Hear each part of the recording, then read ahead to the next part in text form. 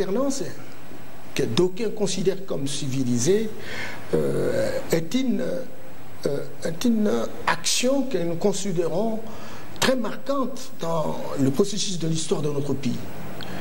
Et nous avons pensé que pour domestiquer cette culture, cette altitude, pour ne pas donner libre cours à d'autres personnes aussi violentes, de faire le contraire de ce que nous avons observé le 24 février 2019, il fallait donner, n'est-ce pas, du tonus par rapport à cette date. Et c'est comme ça que, bon, on aurait souhaité naturellement qu'on en fasse, et on fasse quelque chose qui permettrait de marquer naturellement les esprits. L'idée ici, c'est la pédagogie, de construire un état d'esprit qui permette à pérenniser le jeu d'alternance. Mais écoutez, lorsqu'on veut réaliser quelque chose, lorsqu'on est un bon manager, on responsabilise une commission et la commission fait son travail. Il détermine un certain nombre, n'est-ce pas, de dépenses à réaliser, etc. Dans le travail qui a été fait, ils ont produit, n'est-ce pas, un budget.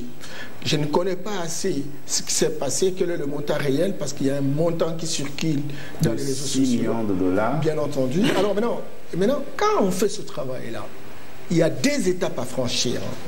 La première étape, c'est celle qui consiste à présenter, n'est-ce pas, le résultat de la commission auprès du gouvernement de la République.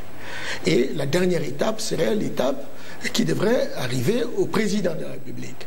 À chaque étape, on devrait naturellement regarder les différentes urgences de la République, j'allais dire les priorités, regarder le moyen disponible, regarder la pertinence de l'action et la décision qu'il faut prendre.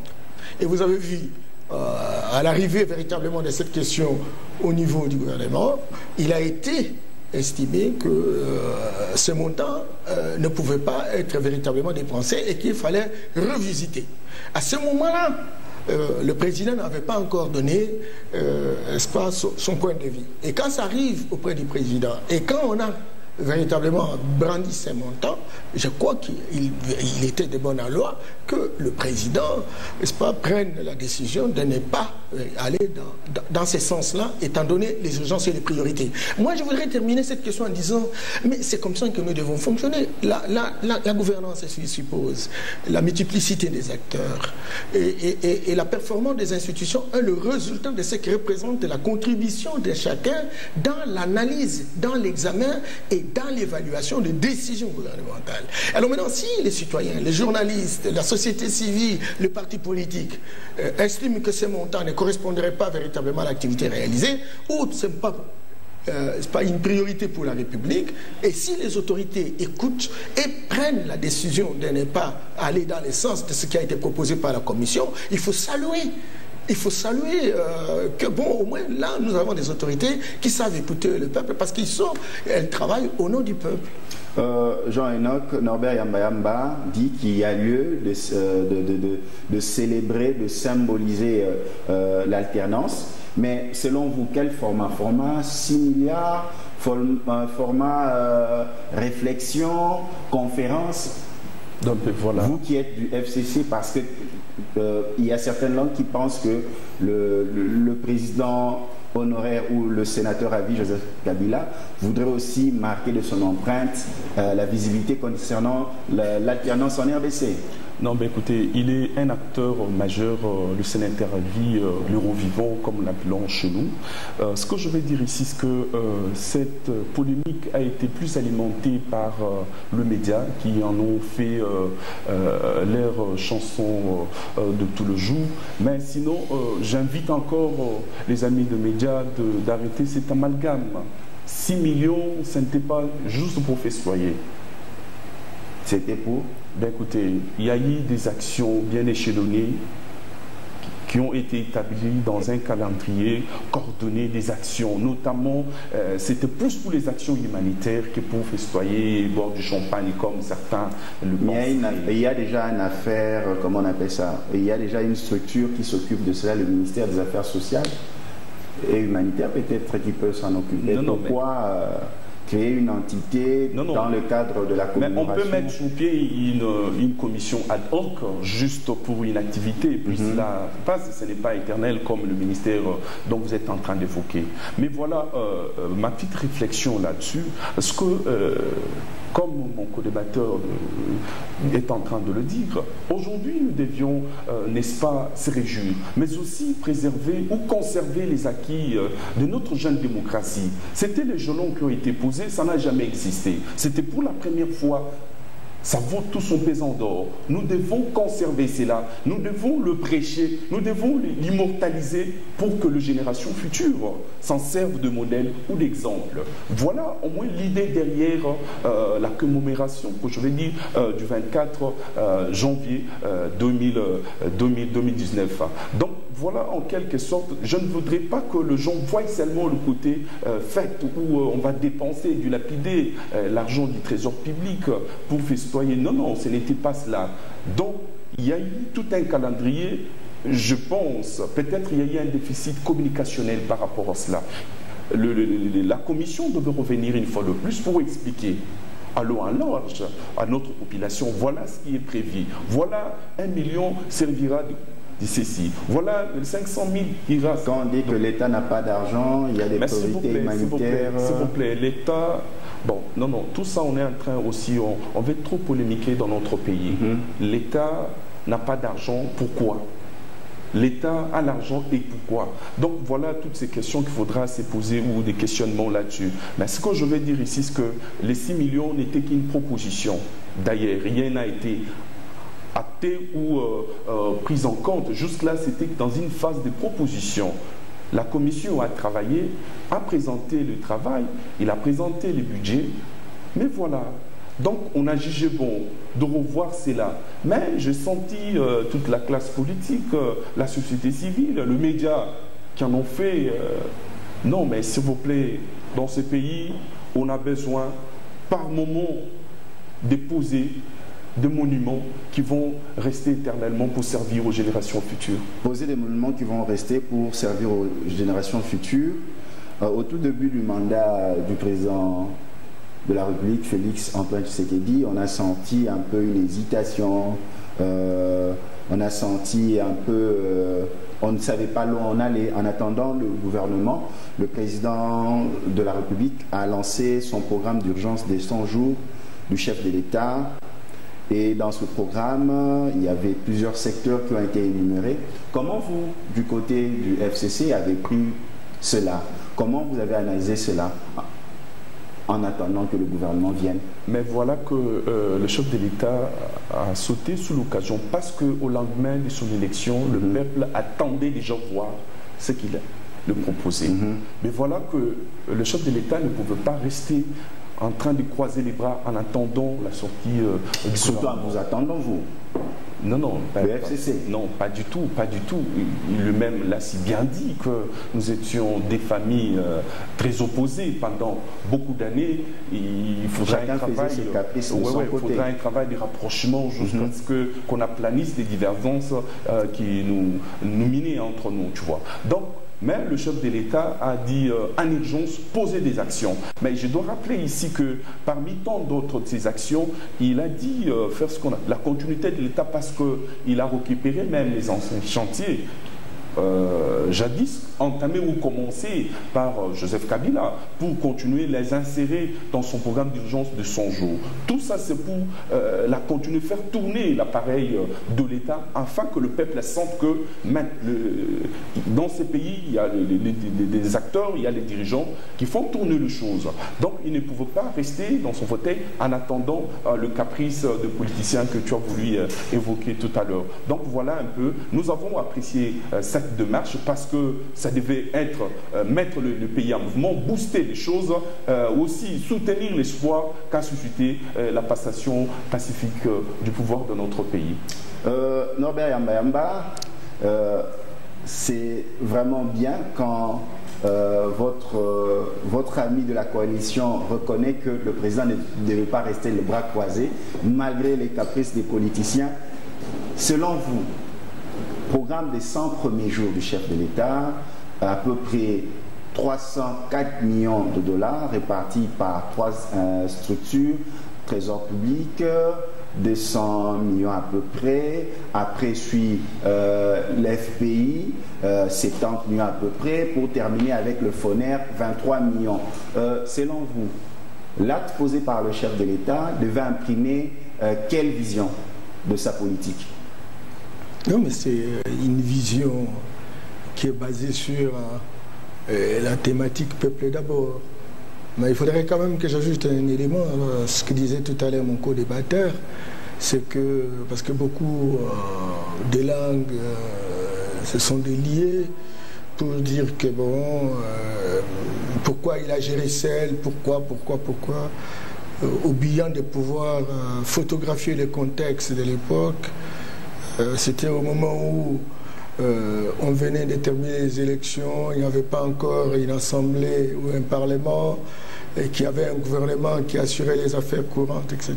Et que bon, le président de la République qui arrive, le temps de tractation, avait pris la responsabilité de mettre en place, n'est-ce pas, un programme intérimaire. Et ce programme intérimaire, vous l'avez dit, avait autant des centaines de millions de dollars. Lui voulait montrer sincèrement que le peuple est toujours en amont et en aval. Et donc, c'est lui qui définit, et c'est celui qui est le bénéficiaire par excellence des actions. Raison pour laquelle, dans les 3 mois, le président a prévu un certain nombre de choses. Tout compte fait, en termes du bilan, 70%. J'ai suivi son discours en face du Congrès, n'est-ce pas, au Parlement. 70%, n'est-ce pas, des actions qui ont été prévues ont été réalisées. Entre-temps, il y a des actions qui sont en cours. Et ces actions se répartissent en 6 composantes. Il y a d'une part la décrispation politique, avec tout ce que nous avons vu comme libération des prisonniers, le retour des exilés. Politique emblématique. La mise en œuvre de libertés individuelles et collectives, etc. Et puis, deuxièmement, c'est le problème de l'éducation. L'éducation ici entendait la construction de certaines écoles en urgence. Vous vous rappelez ce qui s'est passé au Kanchachi, avec ce qui s'est passé à Mokengeli, dans la commune de Lemba. Il n'y a pas que ça, c'est un peu disséminé à travers la République, mais ciblé. Moutandis pour la santé, on a vu des hôpitaux réfectionnés, il y a eu des centres de santé construits, etc. Il y a eu des décisions sur l'électricité. Il y a des endroits où des groupes électrogènes en forte capacité de KVA, etc. À Likassi, un peu presque partout. Et j'ai vu même que le président de la République a pris l'option, n'est-ce pas, de mettre en œuvre ce que nous appelons des énergies renouvelables. 3 provinces devront y bénéficier, ce que nous appelons des centrales solaires, etc. Il n'y a pas que ça, la gratuité de l'enseignement, aujourd'hui qui est en cours avec toutes ces douleurs d'enfantement, mais la décision est prise, on est en train d'avancer, on ne va pas reculer, parce que c'est une décision qui relève de la conformité à la Constitution. Il y a les routes. Vous savez que Kinshasa a connu un problème de route ici, l'avenue de l'université, l'avenue Lombo Makiali, l'avenue Koutou, Tourisme, Kulumba, d'ailleurs une grande avenue qui a été négligée à l'est de la ville, etc. Et donc toutes ces avenues ont été requinquées. Il n'y a pas que cela, le président de la République s'est engagé à mettre le militaire et le policier dans des conditions normales. Raison pour laquelle 1500 maisons en montage ont été commandées. 300 par province. Il y a 5 provinces. Congo central, Kinshasa, Kassa oriental, Kasaï central et le sud Kivu. 2000 sont en train de venir justement pour continuer le dispatching. Il n'y a pas que ça. Il y a des routes, des dessertes agricoles. Il y a de grands projets qui sont déjà prévus dans la perspective de pouvoir désenclaver le pays et construire une certaine intégration sous-régionale et régionale, etc. Donc, il y a un certain nombre d'actions qui a été prévu encore que 70% des réalisations et on continue. Vous savez, le problème de ce mouton, c'est en cours. Hein, c'est en cours. Et vous voyez que l'idée, c'est d'aérer, n'est-ce pas, la circulation. Et je crois que d'ici là, quand je regarde ce qui se passe à Kinshasa, moi je dis, ok, ça y est, on ne s'est pas trompé d'adresse. Donc, voilà autant de réalisations que d'aucuns considèrent comme des promesses. Là aussi, c'est un problème réel dans la classe politique qui ne sait pas différencier les réalisations et les promesses. Alors maintenant, si on continue à considérer les réalisations comme des promesses, c'est qu'on rentre dans un débat de quartier, on quitte les débats de prospérité. Il faut que chacun de nous s'élève pour avoir un seuil de critiques responsables. C'est de cette manière-là qu'on va véritablement construire la performance de nos institutions. Construire la performance de notre institution, Jean Enoch, le président l'a reconnu, la RDC est un pays à forte potentialité, richesse, mais avec un peuple au même moment très pauvre. Au mois d'octobre 2019, je précise le mercredi 16, il a présenté un programme accéléré concernant la lutte contre la pauvreté. Vous qui êtes partenaire de l'alternance, pour chasser la pauvreté, il faut créer des richesses. Exact. Pour créer des richesses, il faut travailler. Exact. Pour travailler, il faut qu'il y ait des entreprises, que ce soit privées ou publiques. Pour que ces entreprises puissent travailler de manière efficiente et équilibrée, il faut que des hommes et des femmes soient placés à leur tête. D'où ma question, par exemple, affaire Gécamine, affaire des signatures ou des promulgations du chef de l'État qui ne sont pas respectées. Est-ce que c'est là à tendance, surtout venant de votre côté, c'est là à tendance à faciliter la mobilité ou les décisions du chef de l'État? Ben voilà, je dois reconnaître ici la volonté, l'engagement politique du président actuel. C'est ce qui nous a, depuis 1960 dans ces pays, cet engagement, cette volonté forte de placer le pays sur la route du développement ou de l'émergence. Donc je salue cela en passant parce que depuis que le chef de l'État a pris le pouvoir, on a assisté à cette volonté manifeste de faire bouger les lignes afin de booster sur le plan économique, sur le plan sanitaire, sur le plan éducation et j'en passe. Voilà qu'aujourd'hui, il faut rappeler aussi que le travail a été fait déjà aussi en amont quelque part parce que Antoine Tshisekedi n'a pas trouvé un pays qu'on dirait inexistant, mais le pays, les institutions fonctionnaient déjà. Beaucoup de choses ont été mises en place pour permettre, n'est-ce pas, la continuité de ce que nous sommes en train de vivre aujourd'hui. Mais voilà, pour répondre à votre question, nous vivons un contraste. C'est-à-dire que nous avons un pays sur le plan potentiel très très riche, mais dont la population croupit jusqu'au jour d'aujourd'hui dans la pauvreté. Cette question a fait... en fait, il a eu raison de faire beaucoup d'études, de recherche. Comment est-ce que nous pouvons avoir un sous-sol, un sol très très riche, mais dont le peuple est encore très pauvre. Un contraste dont nous sommes tous d'abord appelés à s'y mettre, à travailler, à tourner la tête, à réfléchir, afin de donner des réponses à mais par rapport aux signatures bloquées que je vous ai portées, je vous ai posées. Sur cette question, s'il vous plaît, je dois un peu revenir parce que ça a créé aussi beaucoup de polémiques dans notre pays.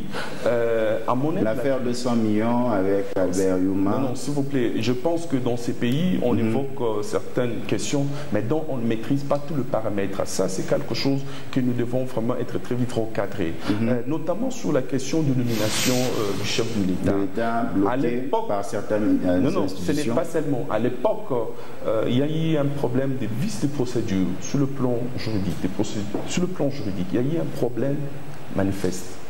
Aujourd'hui, entre parenthèses, je dois le dire. À l'époque du président Joseph Kabila, tu ne trouveras pas des entraves. Non, s'il vous plaît, s'il vous plaît, s'il vous plaît. Ici, il y a eu vice de procédure, mais aussi une violation d'une disposition constitutionnelle par rapport à cette nomination. Le temps nous fait défaut. Peut-être prochainement, je vais vous montrer, article à l'appui, toutes les violations constatées dans cette nomination. Je pense que on pourra s'y rattraper afin que les nominés soient rétablis dans leurs droits. Mais pour la question de 200 millions, mais s'il vous plaît, mon cher ami journaliste, est-ce que vous maîtrisez tous les dossiers? Vous maîtrisez tout le paramètre? Vous qui êtes là, on vous pose la question. Non, mais les choses se racontent du jour le jour. Je n'ai fait que poser une question. S'il vous plaît, sur les réseaux sociaux, les gens en polémique dans tous les sens.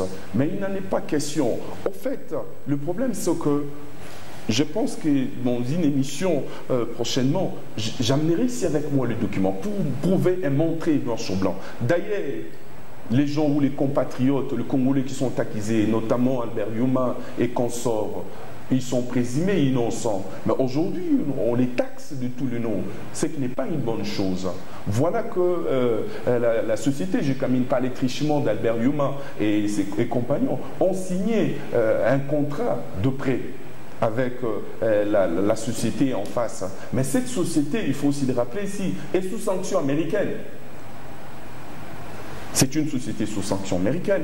Quand vous avez sur vous, sur votre tête, les sanctions américaines, tirez attention parce que quiconque traite avec vous tombe sous le coup de même sanctions. Voilà un peu, en quelque sorte, la GECAMIN est en train de se réserver. D'abord, jusqu'au jour d'aujourd'hui, l'affaire est encore au niveau du cours des tribunaux. Laissons le juge faire leur travail sans entrave ni sans interférence. Dans le jour prochain, on va nous donner le verdict véritable sur ces dossiers. Verdict véritable, vous aussi laissez aussi de mettre des entraves aux décisions du chef de l'État. C'était juste une observation. Norbert Yamba, Jean-Enoch dit vice de procédure. Or, nous voulons des hommes qu'il faut à la place qu'il faut pour pouvoir faire avancer les entreprises de telle sorte qu'on puisse avoir de l'emploi, créer des richesses et que cette richesse soit équitablement distribuée ou redistribuée entre les populations qui croupissent dans la misère, tant que les civils et les militaires. Qu'est-ce que vous pouvez nous en dire plus? Merci. Merci, mais avant que je ne dise un mot par rapport à cette question des procédures, je voulais simplement dire que le président de la République a une vision très significative autour de la mobilisation des ressources pour permettre naturellement des allocations rationnelles afin de répondre aux problèmes de nos concitoyens. Vous savez que nous avons des recettes potentielles dans ce pays. On a entendu parler le langage à l'époque, je me rappelle bien, c'était le ministre du Budget qui parlait de coulage de recettes. Il y en a ceux qui parlent de sointage de recettes. Le conseiller spécial de l'ancien président parlait de 15 milliards volatilisés chaque année, etc.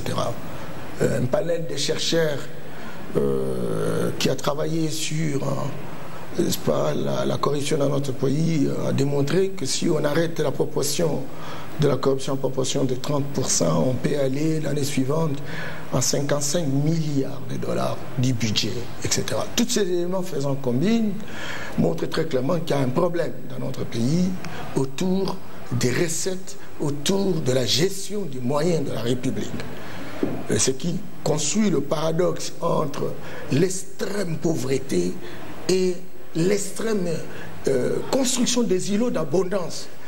Il y a une minorité de gens qui ont des richesses incroyables dans ce pays. Et vous voyez des gens construire des buildings et vous voyez l'État n'a pas, même pas la couche de peinture. Ce paradoxe a poussé le président de la République de réfléchir sur des mécanismes qui consistent véritablement à réduire le sointage et le coulage. Raison pour laquelle il a mis d'abord une cellule en fait de changement de mentalité, justement pour travailler de manière à défomenter, à déprogrammer, à décoloniser psychologiquement les gens, etc. Il a donné une partie des responsabilités également au ministère de la Jeunesse pour y travailler dans les cadres de la citoyenneté responsable. Mais il a voulu également requinquer les différents services de dissuasion, notamment les cours et tribunaux, l'Agence nationale des renseignements, la Cour des comptes, l'Inspection générale des finances, l'Assemblée nationale provinciale, il y a aussi le Sénat, etc. La société civile dans les cas de contrôle citoyen. Et le président ne s'est pas arrêté là. Et il a travaillé dans le sens de mettre en place une agence nationale de lutte contre la corruption qui devra faire véritablement le traquage, n'est-ce pas, de tout ce qui se révèle comme vautours ou voleurs des biens de l'État. Voilà, donc tous ces éléments mettent en place ce que nous appelons le système de surveillance mutuelle. Parce que j'entendais un homme politique dire, même ce matin, je l'écoutais dans une conférence de presse, dire, mais où est-ce qu'on aura la région? Mais écoutez, c'est de la fumée, c'est du vent. Arrêtez. Si on met en place des mécanismes de surveillance mutuelle et que le cours et tribunaux peuvent faire véritablement leur travail et que chacun joue sa partition parce que la pauvreté est très profonde et ça affecte tout le monde.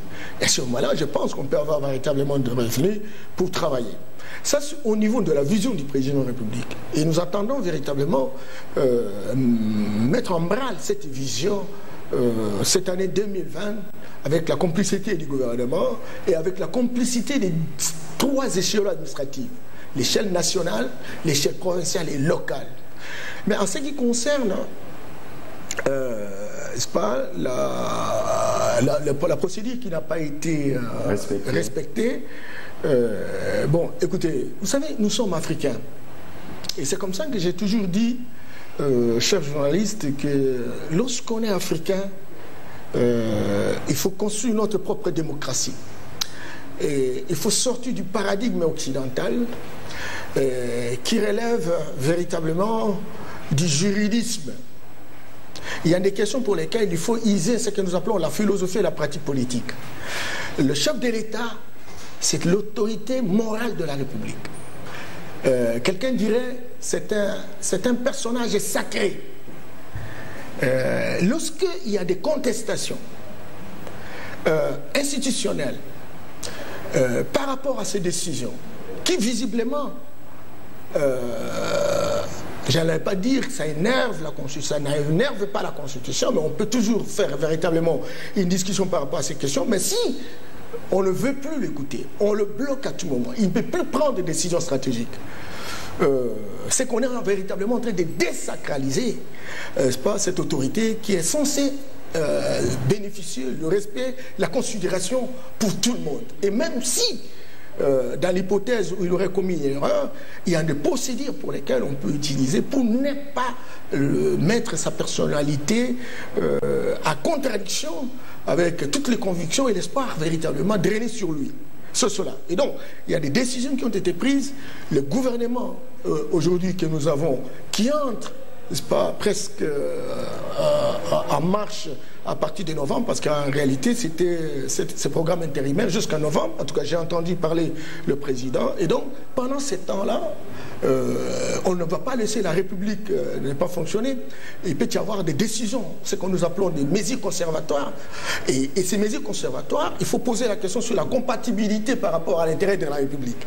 Et moi, j'estime que regarder la situation de la GCAMIN, regarder la situation de CNCC, moi je pense qu'on avait quand même besoin d'un leadership pour construire véritablement la dynamique qui permette véritablement à booster ces différentes entreprises. Quand cela ne tienne, bon, il y a eu blocage parce que chacun doit jouer sa partition. Le président a fait sa partition. Il fallait que le ministre du portefeuille fasse la sienne. Et là, à ce niveau-là, on a ressenti naturellement qu'il y a eu un blocage. Vous avez dit que bon, à l'époque de Joseph Kabila, ça n'a pas été le cas. C'est vrai que Joseph Kabila, il avait la majorité partout, etc. Et puis bon, il était la seule autorité morale qui devait donner, des instructions et des orientations. Et personne ne pouvait remettre en question ce qu'il pensait. Mais aujourd'hui, et je crois que c'était l'avis du président Kabila et du président, de l'ancien président Kabila et du président Tshisekedi, qu'on forme une équipe Et quand on forme une équipe, il n'y a plus de couleurs et on peut véritablement booster. Malheureusement, il semble-t-il que ça booste, ça a dérangé les intérêts de certaines personnes et puis on a bloqué la chose. Mais ce que je sais, c'est que ces décisions ne seront jamais remises en question. Ces décisions seront d'application, mais peut-être il peut y avoir de petites corrections au niveau de la procédure, etc. Nous atteignons déjà la fin de notre échange. Ça sera des mots de conclusion. Jean-Enoch, en tant que membre du FCC, grâce à votre parti cher à l'AG Matemo, Alliance des nationalistes pour la démocratie et l'émergence du Congo, comment le FCC en 2020 peut aider le président Félix Tshisekedi à atteindre son objectif? Mais voilà que l'autorité morale du FCC, le sénateur à vie Joseph Kabila Kabange, c'est un monsieur toujours à l'écoute, mais aussi très attentif à tout ce qui se passe dans le pays. Déjà, vous avez suivi avec moi que le lundi passé, il a réuni ses lieutenants au niveau de Kingakati. Le seul mot qu'il n'a cessé toujours de revenir sur sa bouche, c'est que respecter la coalition, travailler pour le bien-être de notre peuple, donc faites en sorte que le président Antoine Tshisekedi réussisse dans son mandat. Donc voilà un peu. Donc déjà cette volonté politique qui est prise à bras-le-corps par l'autorité morale et qui les communique aussi à toute notre famille politique est déjà un point de départ aussi important. Donc, mais à côté de cela, c'est la volonté de tout le monde. Vous savez, aujourd'hui on est en coalition. Du moment où tous on est aujourd'hui au gouvernement, nous cessons d'avoir des appartenances partisanes ou de couleurs partisanes d'où nous venons de quelque part. En fait, ce qui est vrai, c'est qu'avec la volonté de tous, sous l'impulsion de Félix Antoine Tshisekedi Tshilombo, je pense que mon pays, la RDC, aura à vivre de beaux jours. J'aime donc avec sincérité. Bien entendu. Vous aidez Félix Antoine Tshisekedi à bien travailler jusqu'à 2023. Vous pensez que l'un du FCC va revenir si l'autre a déjà bien travaillé? Écoutez, Joseph Kabila l'a dit, il faut être respectueux de la parole donnée. Jusqu'en 2023, nous soutiendrons Félix Antoine Tshisekedi dans sa vision afin que notre peuple se retrouve. Parce que nous savons que si Félix Tshisekedi arrivait à gagner, ça sera aussi la victoire du FCC. Ça sera aussi la victoire du FCC. En conclusion, Norbert Yamba, vous allez aussi associer avec votre grande activité conférence que vous allez organiser le 4 janvier, si je ne m'abuse, 2020, une grande conférence. Quelle est selon vous la perspective pour l'année 2020 du chef de l'État, Félix Tshisekedi? Comment il doit l'orienter en tenant compte de sa propre base qui est l'UDPS, son parti politique qu'il a vu naître, qu'il a vu devenir un grand leader, en tenant compte de l'accord entre le CACH, l'UNC et l'UDPS et en tenant compte de sa vision avec le FCC? Non, je suis très heureux d'avoir passé un bon moment avec mon co-débatteur Jean-Enoch. J'ai compris que on est Congolais, on est jeune, on a besoin d'avancer et de voir le pays progresser. Et si on a la même vision, on a la même préoccupation, je pense que on n'a pas d'intérêt à pouvoir jeter des pots de bananes pour que les choses ne marchent pas, parce que ça va de l'intérêt et de la réputation du Congo et des Congolais.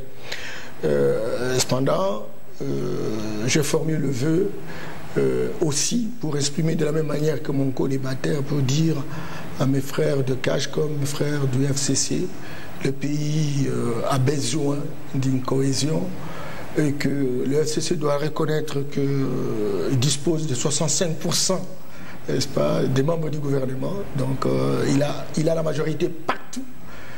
Il endossera la responsabilité. Et cette responsabilité, en force de bloquer davantage Félix Tshisekedi à prendre une décision, Enoch. Écoutez, le peuple est en train de voir et d'observer. Si à un moment donné, le FCC a été sanctionné à la présidence, c'est que très clairement, il y a eu un problème de respect n'est-ce pas, des dispositions constitutionnelles, parce qu'on ne voulait pas que le président Joseph Kabila traverse le mandat. Il ne faudrait pas non plus davantage envenimer la situation déjà précaire. C'est-à-dire, à tout le moment où le président de la République, qui est censé être un personnage sacré, voudrait prendre une telle décision, on sait que se bloquer à tel ou tel niveau, et que c'est de la volonté délibérée, n'est-ce pas, de certaines personnes, je pense que ça ne va pas dans l'intérêt du FCC de répondre en 2023.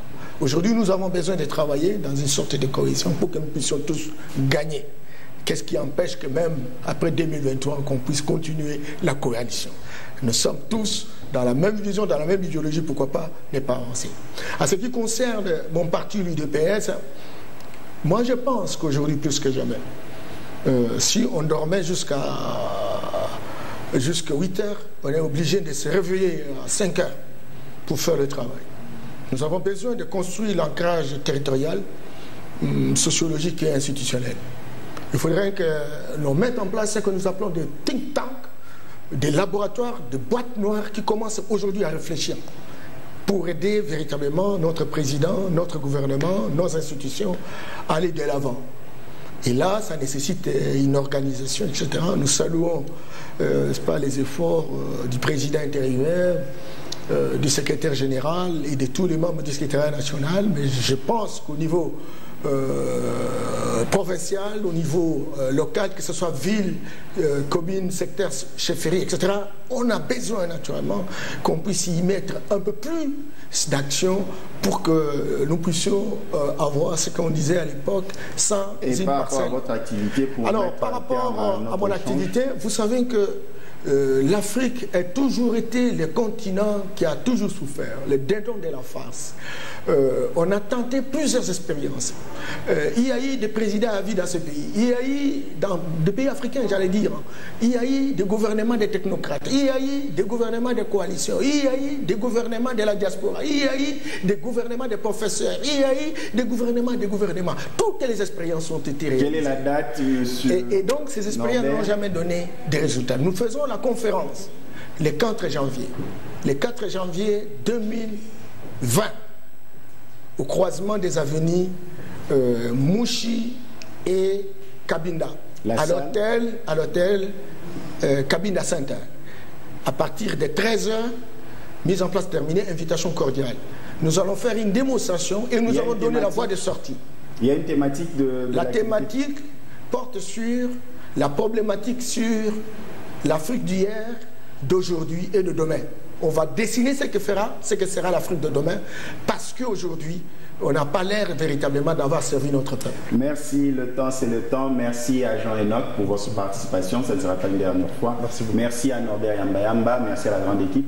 Merci à tous ceux qui nous ont suivis. Si vous nous avez raté, c'est dimanche à 22h30 sur King 24 Télévision. Rattrapez-vous le jeudi à 14h juste. Quant à moi, je vous dis à la prochaine. Que Dieu vous bénisse. On peut s'élever.